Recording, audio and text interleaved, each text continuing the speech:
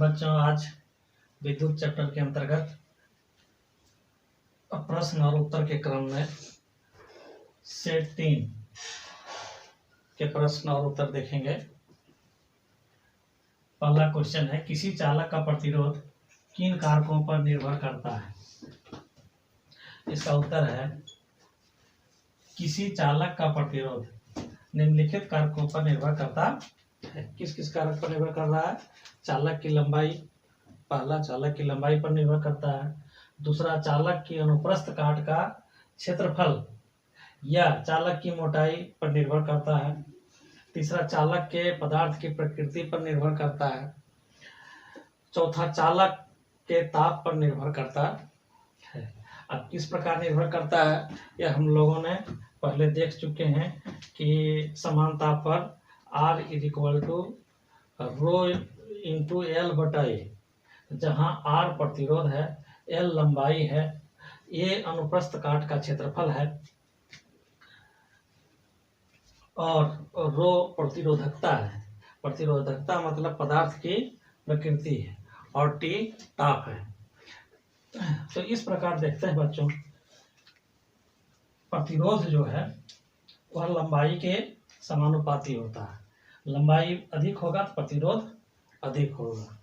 और एरिया अगर जो अनुप्रस्थ काट का जो क्षेत्रफल है, तो जिस अनुप्रस्थ काट का क्षेत्रफल यदि अधिक होगा तो चालक की मोटाई भी अधिक होगा। जैसे कि हम देख सकते हैं फिगर से, मान लो ये तार है, तो इसका अनुप्रस्थ काट का क्षेत्रफल कम है और इसका अनुप्रस्थ काट का क्षेत्रफल ज्यादा है। तो जब क्षेत्रफल ज्यादा हो गया अनुप्रस्थ काट का क्षेत्रफल, तो यह मोटा हो जाता है और यह जब कम होता है तो यह पतला होता है। कहने का मतलब है, जब एरिया कम रहेगा अनुप्रस्थ काट का तो प्रतिरोधकता ज्यादा होगा और जब एरिया ज्यादा होगा तो प्रतिरोधकता कम होगा। मतलब R व्युत्क्रमानुपाती ये है। रो प्रतिरोधकता, यह पदार्थ की प्रकृति है। किसी भी पदार्थ की अपनी प्रकृति होती है, उस पर उसकी प्रतिरोध निर्भर करता है। और एक लास्ट पॉइंट है T ताप। अगर ताप अधिक होता है तो प्रतिरोधकता बढ़ जाता है और ताप कम होता है पदार्थ का तो उसका प्रतिरोधकता घट जाता है। तो इस प्रकार से इसका हम उत्तर जान गए। बच्चों, अब हम दूसरा क्वेश्चन देखेंगे। दूसरा क्वेश्चन में जो शब्द है उस पर हम गौर करेंगे। समान पदार्थ के दो तार, तो इसको मान लीजिए एक तार है, दो तार है, दोनों समान पदार्थ का है। मान लीजिए ये तांबा का है, माना तांबा है तो यह भी तांबे का तार है। ये हो गया आपका समान पदार्थ के दो तार। यदि एक पतला है और ये दूसरा मोटा है, तो इनमें से किसमें विद्युत धारा आसानी से प्रवाहित होगी? विद्युत धारा मतलब I किसमें प्रवाहित आसानी से होगी? तो विद्युत धारा इलेक्ट्रॉनों का प्रवाह होता है। तो मान लीजिए यहाँ पर लिखा हुआ आसानी से प्रवाहित, जबकि उन्हें समान विद्युत स्रोत से संयोजित किया जाता है। मतलब अगर यदि विद्युत स्रोत बैटरी है तो एक ही प्रकार के बैटरी से दोनों को जोड़ा जाता है। मतलब कहने का मतलब है, दोनों का जो विभवांतर होगा, दोनों बैटरी का विभवांतर समान होगा। तो मान लीजिए उसकी हम तुलना कर दें इलेक्ट्रॉनों से, तो मान लीजिए 5000 इलेक्ट्रॉन इससे प्रवाहित होना है और 5000 इलेक्ट्रॉन इससे भी प्रवाहित होना है। तो आसानी किसमें होगा? तो आसानी स्पष्ट है, जो चौड़ा रास्ता होगा उसी में आसानी होगा। तो हम कह सकते हैं कि जो मोटा तार है उसी से विद्युत धारा आसानी से प्रवाहित होगी। ये तो हम ये सामान्य सी बात है, लेकिन भौतिक शास्त्र के आधार पर हम जानते हैं कि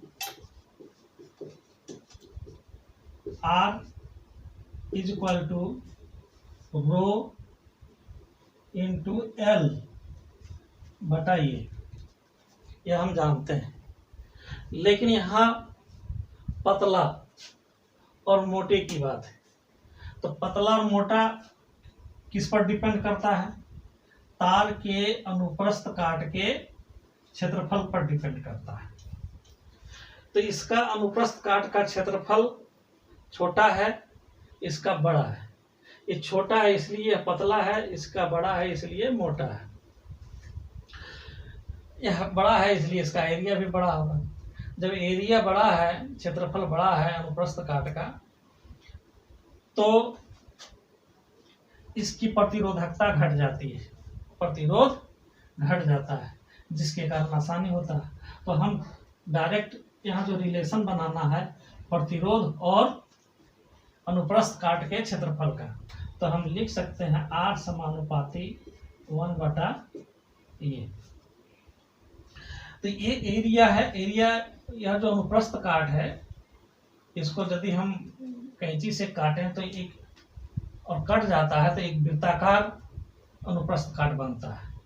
तो वृत्त का क्षेत्रफल हम जानते हैं R समानुपाती एरिया के जगह पर हम लिख सकते हैं पाई R स्क्वायर। तो यह क्या दर्शाता है? या वृत्त कर्मानुपाती 1 बटा R स्क्वायर। यहाँ पाई भी नियत होता है।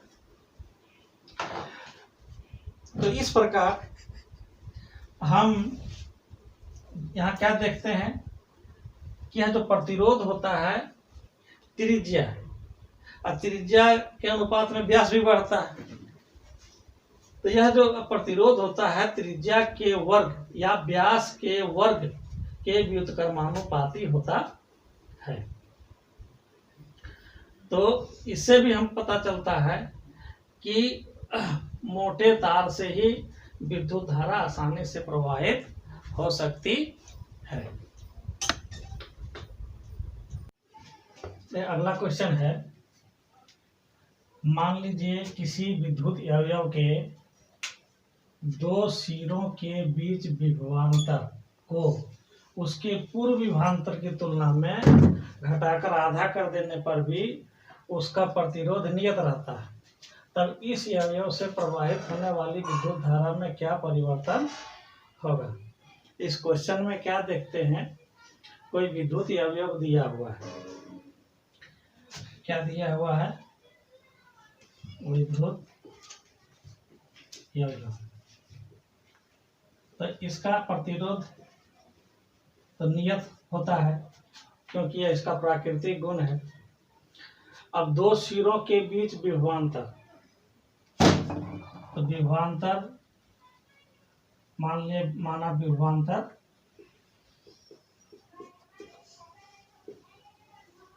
विभवांतर भी है,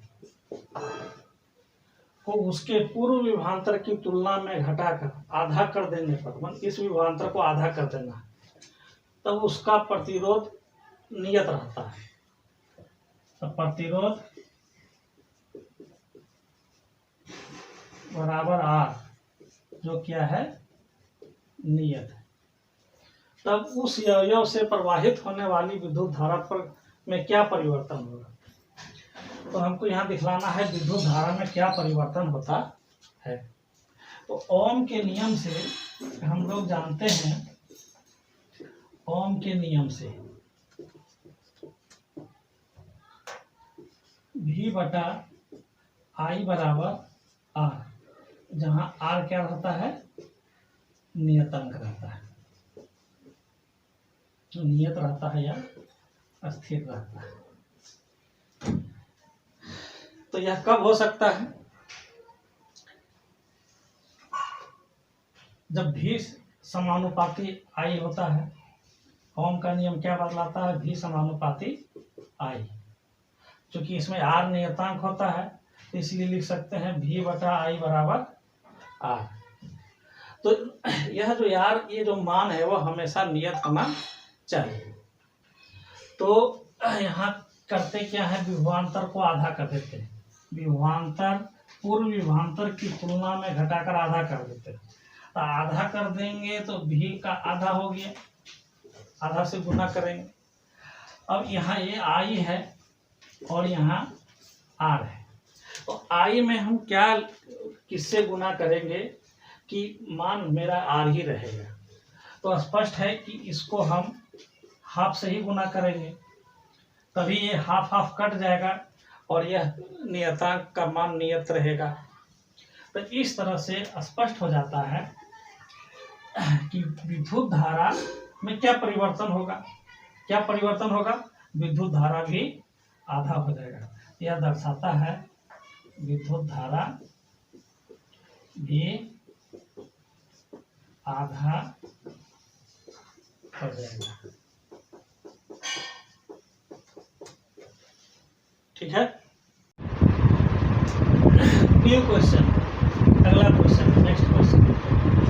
विद्युत पोस्टरों तथा विद्युत स्त्रियों के तापन यव शुद्ध धातु के न बनाकर किसी मिश्र धातु के क्यों बनाया जाता है। इस क्वेश्चन को समझिए।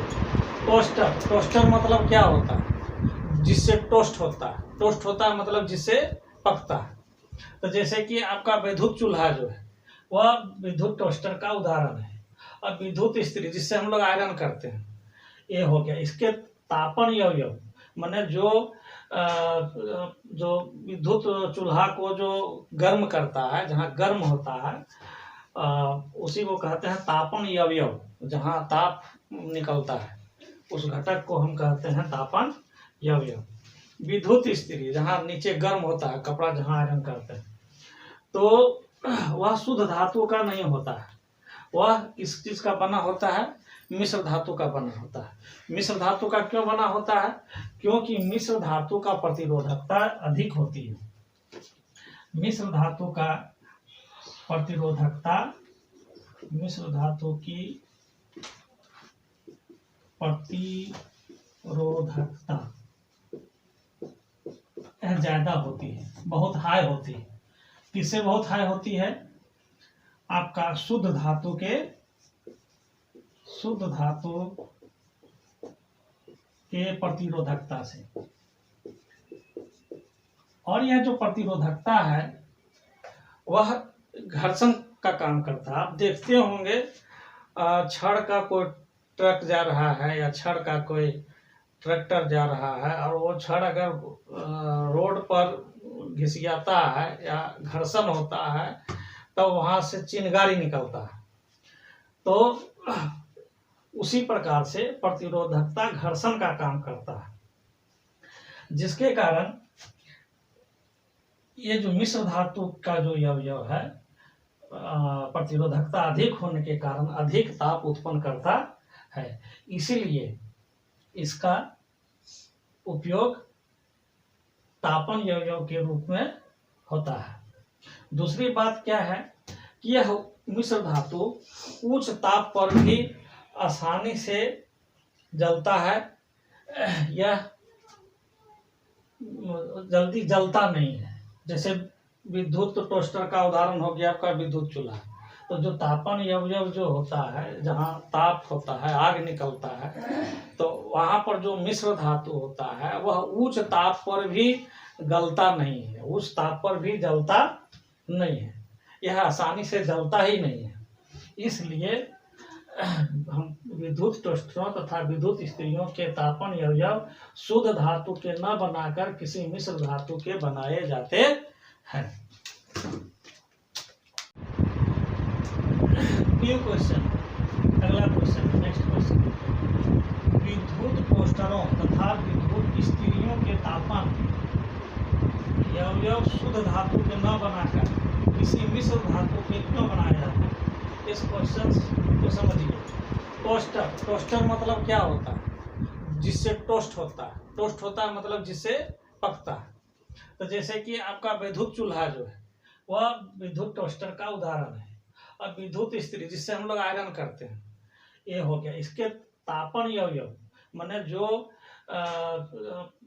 विद्युत चूल्हा को जो गर्म करता है, जहाँ गर्म होता है, उसी को कहते हैं तापन अवयव। जहाँ ताप निकलता है उस घटक को हम कहते हैं तापन अवयव। विद्युत इस्त्री जहाँ नीचे गर्म होता है, कपड़ा जहाँ आयरन करते हैं, तो वह शुद्ध धातु का नहीं होता है। वह किस चीज का बना होता है? मिश्र धातु का बना होता है। मिश्र धातु का क्यों बना होता है? क्योंकि मिश्र धातु का प्रतिरोधकता अधिक होती है। मिश्र धातु का प्रतिरोधकता, मिश्र धातु की प्रतिरोधकता ज्यादा होती है, बहुत हाई होती है। किससे बहुत हाई होती है? आपका शुद्ध धातु के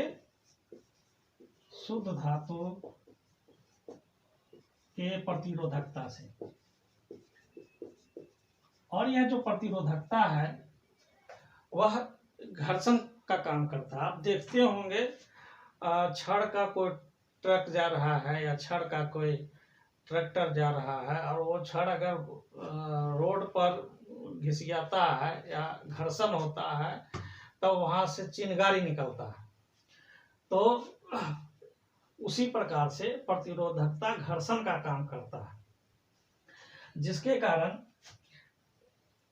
ये जो मिश्र धातु का जो अवयव है, प्रतिरोधकता अधिक होने के कारण अधिक ताप उत्पन्न करता है। इसीलिए इसका उपयोग तापन अवयव के रूप में होता है। दूसरी बात क्या है कि यह मिश्र धातु उच्च ताप पर भी आसानी से जलता है। यह जल्दी जलता नहीं है। जैसे विद्युत टोस्टर का उदाहरण हो गया आपका विद्युत चूल्हा। तो जो तापन अवयव जो होता है, जहाँ ताप होता है, आग निकलता है, तो वहां पर जो मिश्र धातु होता है वह उच्च ताप पर भी गलता नहीं है, उच्च ताप पर भी जलता नहीं है। यह आसानी से जलता ही नहीं है। इसलिए हम विद्युत टोस्टरों तथा विद्युत इस्त्रियों के तापन अवयव शुद्ध धातु के न बनाकर किसी मिश्र धातु के बनाए जाते हैं। नेक्स्ट क्वेश्चन है, आयरन तथा मरकरी में कौन अच्छा विद्युत चालक? तो किसी भी पदार्थ का या किसी भी धातु का चालकता उसके प्रतिरोध पर डिपेंड करता है। अब देखते हैं इन लोग का प्रतिरोध क्या है। तो आयरन का या कह सकते हैं Fe का प्रतिरोधकता है 10 to the power 10 into 10 to the power -8 ओम। और मरकरी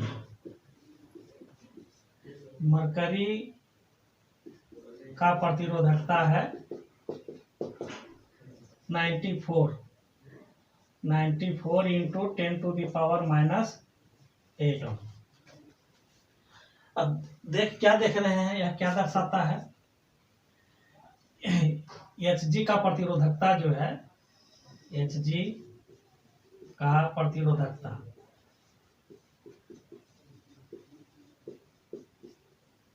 वो है आपका ग्रेटर देन Fe का प्रतिरोधकता। तो जिसका प्रतिरोध कम होता है वो अच्छा चालक होता है, ये हम लोग जानते हैं। तो हम ये लिख सकते हैं, ये उलट जाएगा। प्रतिरोधकता जिसका अधिक है तो इसका Hg का चालकता उलट जाएगा, मतलब प्रतिरोधकता अधिकता तो चालकता कम हो जाएगा। Fe का चालकता, यह क्या दर्शाता है? यह दर्शाता है आयरन मरकरी से बेहतर चालक है, बेहतर विद्युत चालक है। ठीक है, समझ में आ गया। अगला प्रश्न है, कौन सा पदार्थ सर्वश्रेष्ठ चालक है? तो इसका उत्तर है चांदी। अंग्रेजी में इसको बोलते हैं सिल्वर। यह चांदी धातु सर्वश्रेष्ठ चालक है। ऐसा क्यों है? ऐसा इसलिए है कि इसकी प्रतिरोधकता न्यूनतम होती है। इसकी प्रतिरोधकता 1.6 इंटू 10⁻⁻8 ओम होता है। यह धातु का न्यूनतम प्रतिरोध है, न्यूनतम प्रतिरोध। यही कारण है। कारण क्या है? प्रतिरोधकता इसका 1.6 इंटू 10⁻⁻8 ओम है, जो धातु का न्यूनतम प्रतिरोध है। इसलिए यह सर्वश्रेष्ठ चालक है। धन्यवाद बच्चों। इस वीडियो में आपका 5 क्वेश्चन है। नेक्स्ट वीडियो में और सारे क्वेश्चन बताएंगे, सभी देखते रहिए। जितने भी सेट आएंगे सब देखिए। आपका जितना भी प्रॉब्लम है किताब का सारा सॉल्व हो जाएगा। और लाइक कीजिए, सब्सक्राइब कीजिए और स्टडी करते रहिए। यही मेरी कामना है। धन्यवाद।